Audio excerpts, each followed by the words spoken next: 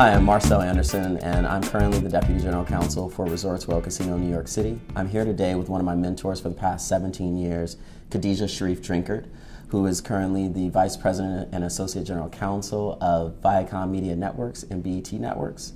And she's here today to share some of the insights and some of the great wisdom that she shared with me through the years.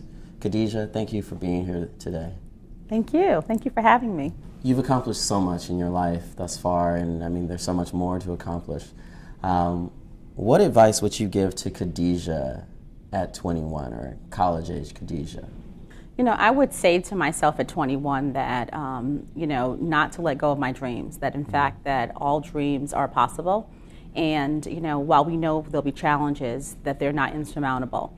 And so, I think that we naturally, and me as a person, I naturally look towards the light, and I'm always really positive about what can happen. But I do think there are times that we might second guess ourselves. And so it's really important to tell your younger self, and I'm sure I probably told myself that at 21, but today, to say, look towards the light and know that all dreams are in fact possible and not to let go of them. I mean, and speaking of challenges, so much of that reminds me of like the value that you always share with me about being resilient. Can you tell us about a time in your life where Khadijah fell short of a goal that you wanted, or you failed at something, and how resiliency or your strength helped you through it? Yeah, resiliency, I think in some ways is something that, I have to use every day, and not just in my work, but also in the community activities that I'm involved in. But I will say in my personal life, I would say just in terms of my own career path, there are times when you are at the top of your game, you are doing all that you can possibly do, you're delivering on your goals, and you still might not get the accolades or the promotions or even the acknowledgement that you feel like you really deserve, and that people acknowledge that you deserve in some ways. So I think you have to be resilient and know that, so long as you're challenged ultimately, you have to be able to bounce back, and you have to be able to take losses and turn them into wins in other ways. So for me, I talk to a lot of women, particularly in business, who have never really got the acknowledgement or sort of took a long time to get where they wanted to go, but they actually have shared with me that resiliency, in fact, is the ingredient for their success. Wow. And so I do believe that resiliency is probably, along with grit, obviously, are the two things that's probably most important in one's success. Definitely. And speaking of some of those women or some of those people who have shared such great wisdom with you as you have with me, are there any particular individuals that you can think of, particular morsels of wisdom that they shared with you, and could you possibly share some of that wisdom with us today? Yeah, I talk to CEOs of companies quite a bit, and the thing I think that, I learned from them is that they recognize that their success is actually not their own, that it's important to surround themselves with people who are really smart, people who are actually smarter than them in many instances, and people who are willing and able to work as a team. And so in terms of just sort of career success, I think it's important not to be intimidated by people who are dynamic, who are fabulous in terms of what they can bring to the table, and who are sure of themselves and confident. That's actually what helps us, sort of deliver on results. So, from my own personal career, having met with a lot of people in the C-suite, that's what they share with me, ultimately. And those are the people, I think, who basically last for a long time. The longevity is there, but more importantly, they develop their teams. And I think talent management and developing teams are really key. For me and my own team, I actually focus on that quite a bit, because I do think that, if we can invest in our people and help them along the way, it's actually the most rewarding, piece of the job, in my opinion. And how have you gone about cultivating those relationships, both with your mentors and your mentees? Well, I actually stay in touch with my mentors, actually, oh my goodness, from, I would say, like elementary school in many ways. I think it's important to know where you came from, and more important, actually, to remember the people who helped you get to where you are. So I actually have my junior high school teachers that I still stay in contact with, and I have, mentors from college, heads of major companies, people who are philanthropists, and, people who just have really figured out a way how to share their talents with the world. I stay in contact with them because I think, it's really important to recognize that, they have a story, and their story actually has a lot of morsels of wisdom in it. And those morsels of wisdom, in fact, actually are things that I've actually taken on in many instances to utilize in my own career. So, ultimately, it is important to nurture relationships, and I think that people oftentimes think that networking just means meeting somebody for the next job. But networking really means working the net, in essence, and really letting that net, which basically is meant to hold you together, stay in touch with people in that circle. And so for me, it's been really my lifeblood in terms of how I've been able to advance in my own career. My first job actually came as a result of Jerry Laybourne, who was, she was the president of Nickelodeon. When I met her in high school, though, at a scholarship, and I spoke, and her and Bob Pittman handed me 2 cards after I spoke and said to me, if you need anything in life, call me. Wow. And it was how I got my job at Nickelodeon, how I got my offers from AOL Time Warner, how I got my, beginning of my career, quite honestly, here at Viacom. So that was the beginning of it for me. And I think that you never know when that connection is going to spark something in terms of a long-term relationship. And Jerry and I still talk today. So it's actually, obviously she went on to, to sort of launch Oxygen and everything else, and a bunch of other things. But, her guidance and mentorship have meant the world to me. I mean, you actually just touched on some of it just now. I mean, you've had such a dynamic career. Can you just talk us through the various experiences you've had in your career, both with Viacom, which you've been with for many years, and then the time away from Viacom as well? Sure. So, I started at Viacom, I want to say like at 19 years old as an intern in college. And then I came back, obviously, went back to school and graduated, and came back as basically a 21-year-old young lady who was going to work for a year before she went to law school. So I explored, the talent and production area, did a lot of development work here, and then went to law school full time, and then was offered a job when I came back out of law school. So I came back, as a counsel person after having went through about a year and a half of training, if you will, within the company. And, I worked at Nickelodeon for many years, almost 10 years, and then decided to take some time off to travel and to write and to really focus on initiatives where I could work with Muslims in not only this country, but in other countries who were somewhat disenfranchised. So I spent some time in the UK. I spent some time working with women from Iraq and some other places, and really wrote a book a little bit earlier with some friends of mine who are all Muslim women to talk about the importance of the first generation of Muslim American women in this country actually standing up and telling our own stories and our own voices. And so we wrote a book called Living Islam Out Loud. And then I got a phone call to come back to the company from a good friend of mine, and one of my mentors, actually George Cheeks, and he said, "Can you come back?" And I was like, "I don't know." And so I actually took the offer to come back and headed up the New York office for BET Network. So, I've had many different iterations of my career, and I'm always passionate about human rights and alleviation of poverty and education. And so a lot of what I spend my time on when I'm not at work is actually community organizational, sort of focus issues, whether it be helping young people in the city of Newark get better resources through educational services, or whether it be that I'm working with young lawyers, the BISLA, helping them get jobs. So it's really important to me to make sure that I give back every day of the week. Wow, wow. Oh, there's so much there. So the career component is so great, and I know I've been blessed to meet your husband as well and spend time with you and your lovely daughters. How have you managed to find such and create such balance in your life? It's not easy to create balance. I think balance is one of those words that when people say it, I'm always like, oh gosh, do we really have balance? I as my mother tells me, I need to get my chi in order, my energy. She's like, you got to get that balance.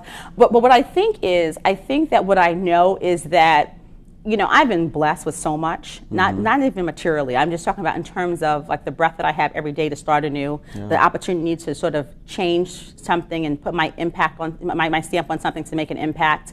I think that what I recognize is that it's not so much about balance. Maybe it's about making sure that I use the resources that I have, and that I use my wisdom and my time and my energy, and I teach my kids the importance of service. I think that's probably it. So I don't know if I actually have balance, because I feel like I'm always doing something else, and I don't know if I'll ever really sort of be content just sitting there and watching versus getting in the race a little bit and daring greatly. And so my goal is to dare greatly every single day in every single way. Wow, wow. I mean, you touched on it as well in your last remark about the importance of gratitude. And this particular moment in your life, what would you say you're most grateful for? Oh, I'm grateful for you. I'm grateful for just having a chance to get up every day and try it again. For recognizing that, you know, the failures are actually successes in disguise. For recognizing that, you know, I have an amazing family and a bunch of cheerleaders that just like cheer me on even when they like dig in, you know, a little bit as kids do. But I recognize that, you know, that gratitude really is about not asking for more, but being thankful for what you already have. And also recognizing that even the failures actually are things that we should be thankful for. Wow. Because oftentimes God gives us things in different ways, and so we can't really see it, but He protects us sometimes, as they say, you know. And, you know, more importantly, I would just say, I really believe that whatever we have is much more than most other people have. And whether that be, again, just a chance to have access to things, to be able to do something new, to be able to dream big is gratitude, to be honest, because a lot of people can't even envision, oftentimes, sort of our own stories, where we came from, you know? They can't see what is on the other side of the neighborhoods that we came from. And so, you know, we know that gratitude is about really digging deep and saying, you know, it's not about the houses or the cars, but it really is about recognizing that, but beyond these four corners of this block, there's a world out there that we can make a big impact on. Wow, wow. Can you talk more about where you came from? I mean, what's that expression of you have to know where you're from to know where you're going? And share some of that insight as well, even before the career, before the Columbia success, et cetera. Right.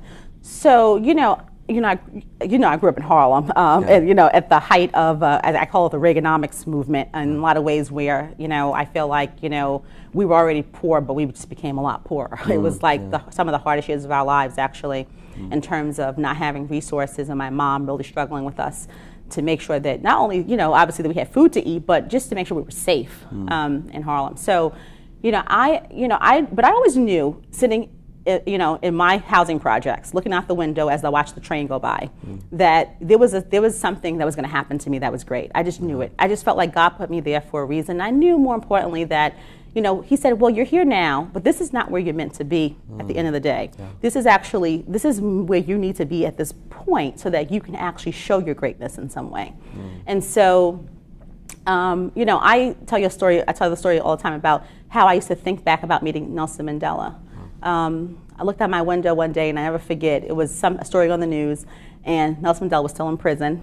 And I looked out the window, I always looked out the window, and I said, one day I'm going to meet that man. I'm going to meet that man. And sure enough, 1991, I headed to South Africa with David Dinkins on his delegation when Nelson Mandela was released from prison, and to help him figure out how he was going to become president of that great country. And so, you know, I think back at that day as I got off that plane, and he's like a giant. I look up to him, and he says to me, oh my gosh, welcome home. You are so young to be here, but we are so glad to have you. Wow, that's beautiful. And so, you know, at that moment as a kid, I didn't know how it was going to happen, but I had the ability to dream big. And I think that that's so important, that, you know, the ability to dream big is actually the real gift. Because if you can dream, you can get anything done, quite honestly. And if you work for it, then you can really get it done. Yeah, definitely. I mean, you're definitely someone that, one of the things I really admire about you is that you work so hard, but you also dream so big. And not to share all of your dreams right now, but is there a particular dream that you have right now that you may not necessarily know the how, actually by now knowing you do know the how, that you'd be willing to share with me today? Well, you know, I have a lot of dreams still. I mean, I have like a checklist where I feel like, oh my gosh, have I done nothing with my life? I have so much to accomplish still. But you know, one of my big dreams actually is, particularly in this country at this time, where we have so much discourse that is so divisive, and that seems to be pulling us apart more than bringing us together. I do think that we need to have more leaders who step up and stand up and really bring not just positive leadership, but people who bring practical solutions to how we solve some of our most challenging issues. And I am going to run for office again. I ran for office some years ago, Awesome. and I'm going to do it again at some point. I don't know exactly when, but I do know that it is important to have voices that speak to the needs of humanity in the most positive of ways, but more importantly, people who are courageous enough to be able to say, the good in us all, actually, there's good in all of us. The good in us all should overcome and should override all the things that divide us in some way. So I think that's my message, and so that's one of my big dreams, I think. And the other thing I would say is, I would love to work internationally in some way to help alleviate poverty in some of the most desperate areas of the world, and really focus on how do we help young girls and women achieve education across the board without restriction, without sort of limitations in any way. And I think that's really important, because if we can help our young girls and women, we actually have created a future that is more promising for us than today. Yeah, for this nation and the world. That's absolutely. amazing. Yeah. Yeah. Oh my God. Do you see why she's so amazing? So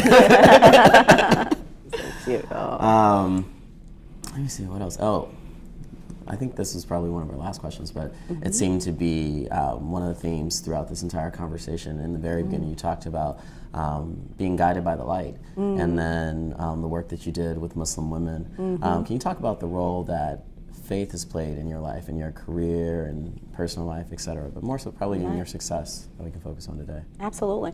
So, I think faith is everything to me. I write about faith in the chapter of the book that we talked about, Live Islam Out Loud, and in that story I write about how I pushed my shopping cart up to Columbia's dorms as a freshman, walking up Broadway because I couldn't afford cab fare, basically, but had all my possessions in the shopping cart with like a TV and like an antenna and a Holy Quran, basically. So, and the important part of that story is that, I didn't really know sort of, when I started out on my journey, if you will, exactly what the world would have for me, or that what I could accomplish. But I knew that there were things that I could accomplish for sure if I really believed in myself, but more importantly, believed in God. Yeah. So faith for me is everything. I don't think I would be sitting here without faith. I know that even I talked about resiliency. Yeah. In fact, resiliency, to be quite honest, I think in many ways is in fact faith.